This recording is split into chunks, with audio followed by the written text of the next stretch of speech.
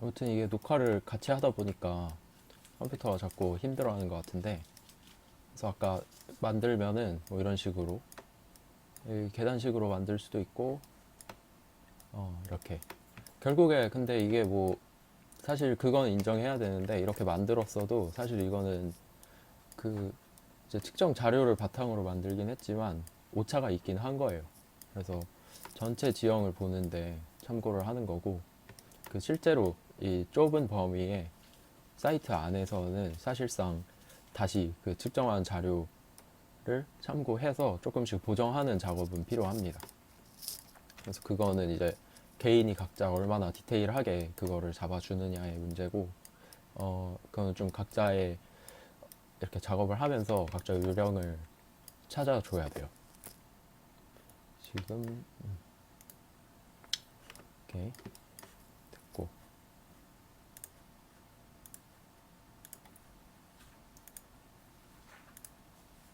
그래서 여기 B 어쩌고 저쩌고 1부터 해서 8까지 키면은 요 보통 건물들이 만들어진다 했고, 얘네들을 맨 처음에 해주는 거는 이제 만들어진 애들을 클로즈 커브 해서 지금 된 상태입니다. 얘를 이제 익스트루드 커브를 해주면은 뭐 20m 뭐 이렇게 해서, 뭐 얘는 좀 아파트니까 높아서 뭐 80m가 될 수도 있고, 아무튼 뭐 이런 식으로 해서 하나씩 일일이 만들면은 이 건물들이 만들어지는 거고, 얘를 여기에다가 그냥 하나하나씩 끌어올리면은 배치가 되는 거예요. 근데 이거를 좀 이 노가다를 하기가 싫으니까 이걸 컴퓨터한테 시켜버리는 게 이제 그래스호퍼를 이용하는 거죠. 이제 그 전에 이제 밑작업을 해야 될 게 있는데, 먼저 이 CAD 도면을 받는 거, 그건 이미 해놨죠. 해놓고 시작을 한 상태죠. 그리고 여기 지형을 만들어 놨죠. 그리고 얘네들의 층수를 알아야 돼요. 아니면 높이를 알아야 되고, 적어도 층수를 알아야 돼요. 근데 이제 높이를 아는 방법은 여러 가지가 있어요. 여기 Vworld라는 사이트를 들어가서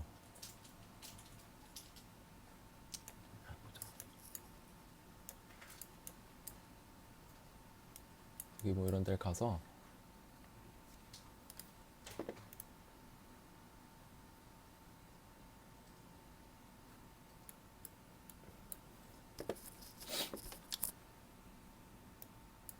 사실 까먹었어요.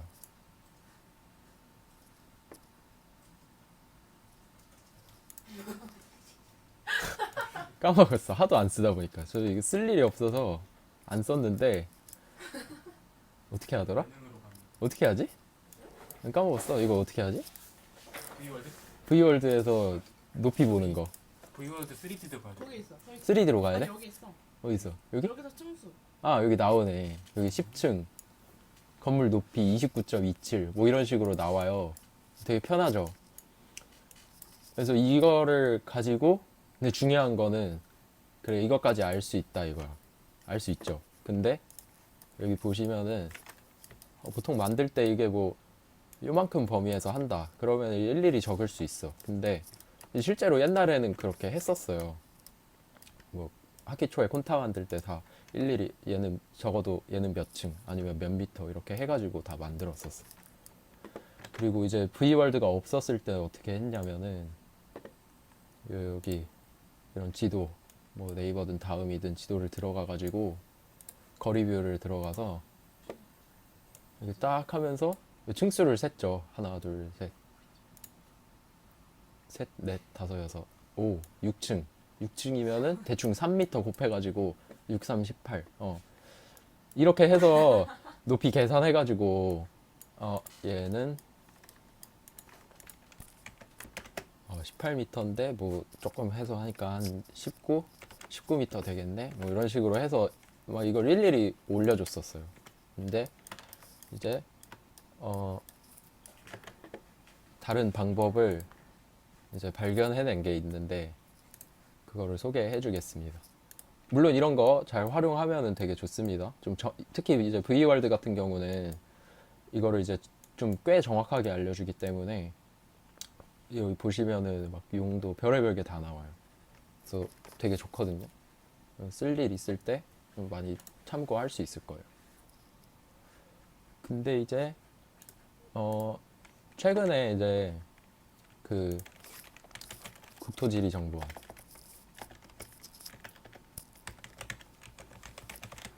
국토지리정보원 그 정부에서 이제 정보 공개나 이런 게 좀 활성화되기 시작하면서 요 국토지리정보원에서도 그런 거를 지원해주기 시작을 했어요.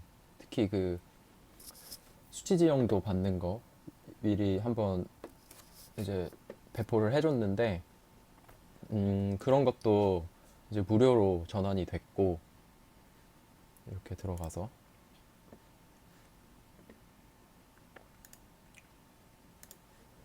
받는 방법은 소개해줬죠. 여기 와서 원하는 곳에 가서 이렇게 긁어주고 얘에 대한 게 이렇게 나온 거 목록이 쭉 있어요. 우리가 보통 받는 건 DXF 파일이에요. 캐드에 넣어야 되기 때문에. 그래서 이렇게 체크해서 범위 보고. 근데 이게 25,000 이건 너무 넓잖아요. 보통은 이제 1000 또는 이제 5000 이런 거 쓰겠죠.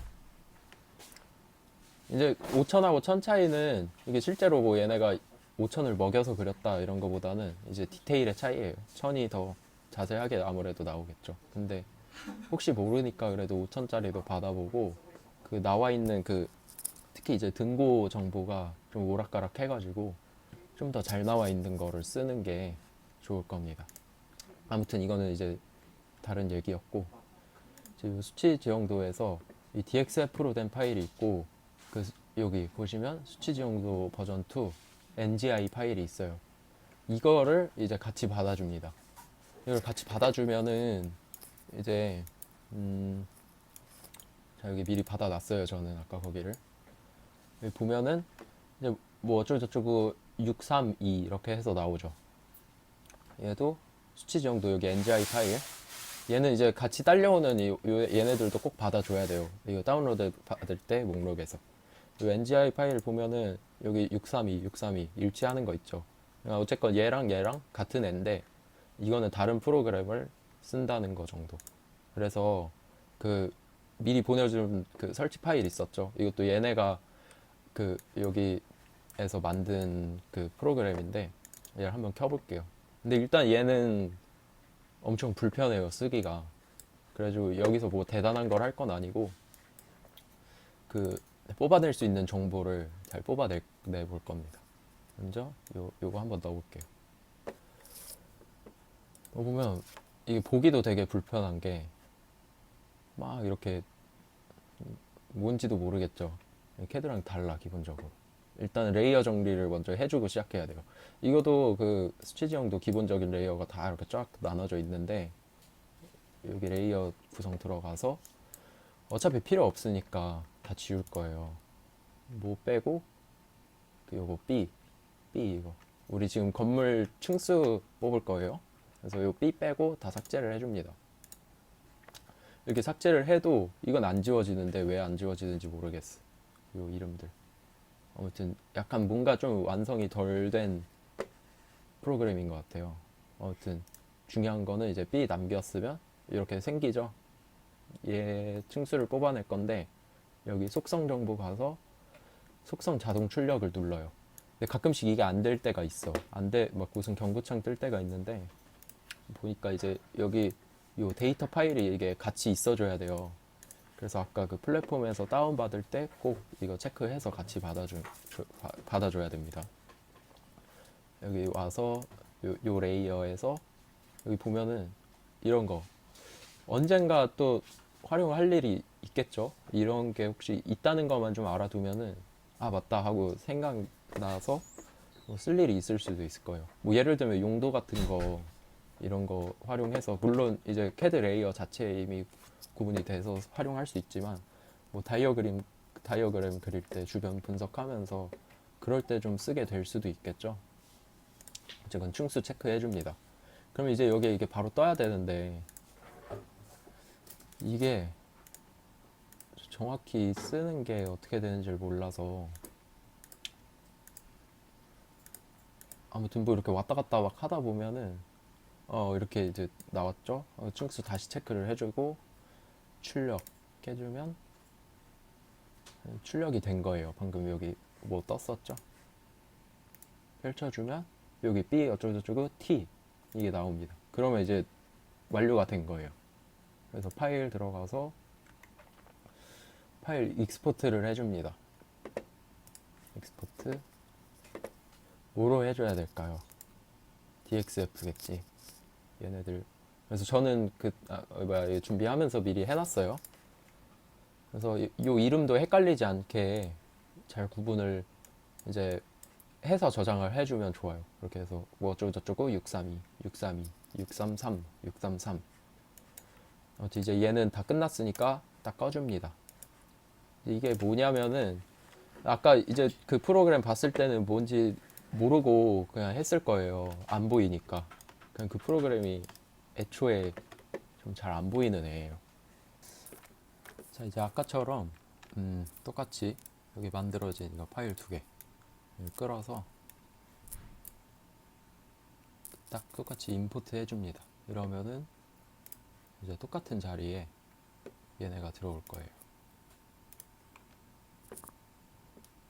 이랬을 때 이제 보시면 여기 숫자들 적혀 있죠. 우리가 지금 방금 그 프로그램 써서 한 게 이 숫자를 추출해내는 작업을 한 겁니다.